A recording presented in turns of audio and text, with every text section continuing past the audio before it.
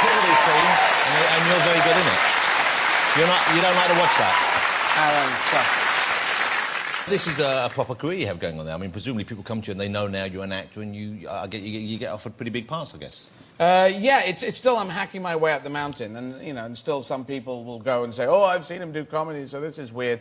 It's you know, it's what I want to do in the first place, so I've just done the standard curvy route of accountancy, street performing, stand-up into drama. It's the other way. But you're not going to give up doing stand-up, are you? Because I know the fans of your stand-up will be heartbroken if that's the case. No, I played here in the West End, and I'm doing, and I'm announcing here on your show, I'm doing a massive tour at the end of this year in the United Kingdom. This is the tour you did in the States already, is it? Stripped? Yeah, this is stripped, and I've done it here to a small amount of people in London, but I'm going all around playing Wembleys and O2s and whatever, and then I'm going to play Madison Square Garden in New York, and then I'm going to play Outer Space. Yeah. You would, if there was a chance of going down, you would do Outer Space. First gig on the moon. If Richard Branson gets the moon, I'll do a gig there. But who would be there to see it? Small moon people. But you wouldn't be able to hear the laughing, would you?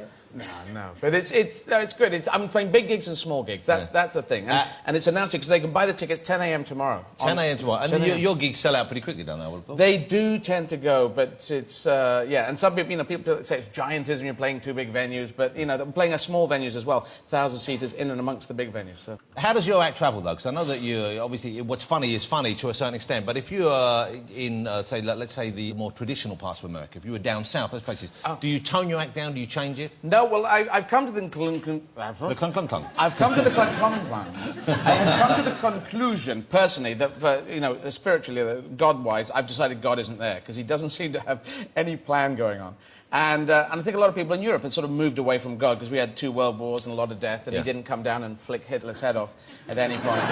Which you think he would have, just while he was making his speech. But then neither did Buddha, neither did any of the other guys. They come and flick his head off. No, Buddha's not a god, though. No, is he not? No. What's Buddha? Buddha's just a bloke who ate a lot of biscuits and had some good thoughts. He is. That's the whole thing about Buddha. So a really nice fat bloke. Yeah. Well, he obviously was a thin... He was Keanu Reeves, and then he was had thin a lot of initially. biscuits, and then he thought, wow, hang on, and...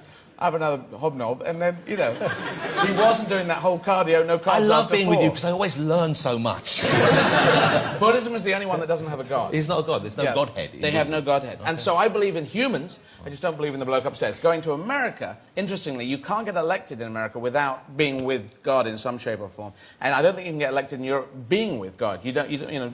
really? You think that's the case? Well, Tony Blair became more religious once he left politics. He was kind of almost in the closet. Yeah, well, he sort of played it all down, and it's like an inverse thing. That's the way. But down the middle of America, I was playing to socially progressive audiences, so you have 2,000 people come in who weren't the kind of Bible bashers. Yeah, the sort of people who do that probably wouldn't go and see you in concert anyway. I'm quite a sort of big cult. Big-headed idiot. But, you know, I'm not hugely well-known. I'm not known like Tom Cruise is in America. Of course not. And if I come in, you know, a few years' time when I come into the middle of America, they might get outside with placards and go, he's weird. But you don't change your act then? You don't go in there and leave bits out knowing that it might offend you? You just go... Same thing. Iceland, London, Paris, St. Louis in the middle of America, or Memphis, Nashville, same gig. I liked... I saw you at Amnesty International. Yeah. There. And you know what? You do seem to structure out... I don't know if you do this deliberately or the way it works, but you do... It is genuinely a kind of a learning experience sometimes. You put information into your act as well. Oh, well, hopefully. You know, there's all Wikipedia there, which obviously has stuff, and I know you use the internet a lot. But I realise the Hang on, we should explain. Mainly for social networking, ladies and gentlemen. Okay, don't get the wrong idea there. It is the Twitter thing you mentioned last week. It's such great information out there. Before that, we used to not know about things, and you had to join a library. Yeah. And now you can find out about stuff, shove it into your material, and people can actually get some facts out. So the stuff you're doing, like about cavemen and stone men, was that Wikipedia-based? You studied that first, or was it just an interest you had away? Yes, it's stuff I know, and then I think about it, and then I say it, and then I think, hang on, are those the right dates? And then people actually tell me those are the wrong dates. All right, I do Q&As with people, and they say, hang on, you've got that wrong. Yeah. And so I've tried to change it so that it's almost all factual, and then just me putting weird scenes like the day before Stone Age when they went hunting with nothing and said, we're just going to slap this bison till he dies. and then they went, stones, that's it. Ah, brilliant. Why don't we think of stones? You know, there's lots of them lying about the place. And when you're on stage, you know something's working already just because it's getting laughs, or you take it out if it isn't getting big enough laughs and go on working again, or just throw it away? What do you do? Yeah, you give it about 5 goes, 5, 6 goes. Some pieces you keep forever, even though they're not funny. And why do you do that? Just because you can't say goodbye to them? Well, yeah, there's a Badger bit I talk about. A Badger keeps asking God for different foodstuffs because God hasn't invented food. Because I'm using God even though I don't believe in him. And he's coming up with foodstuffs and he refuses it. And God says, "Oh, badgers can be choosers."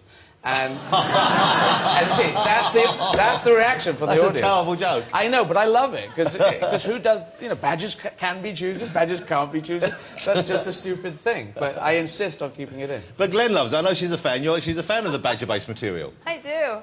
I think it's really funny. But I liked your thing about gun control and the ape too. Oh yes, that's the chimp. That was an NR, National Rifle Association in America, saying guns don't kill people, people kill people. But I said, and monkeys do too, if you give them a gun. And they've got good aim. Yeah, and then I said, you've got to give a gun to a monkey and put him into Charlton Heston's house and film it. And because he was very pro-gun, and he was in Planet of the Apes, so I guess there's he was playing the whole monkey gun thing, and you train the monkey to reload really well, but to shoot. You don't train him to shoot, so he's just shooting anywhere, and then reloading like an FBI guy, and then just shooting. You know? So I filmed this in my head. You know where I want to go on holiday next time I go on holiday? Inside Eddie's head. That's where I want to go on holiday. I'd like to see it up close. Eddie, great to have you here again. Nice to be here. Ladies and gentlemen, Mr. Eddie Izzard. Eddie, thank you. Marvellous. I'll see you after. Eddie Izzard. Looking handsome. Do you get my next guest?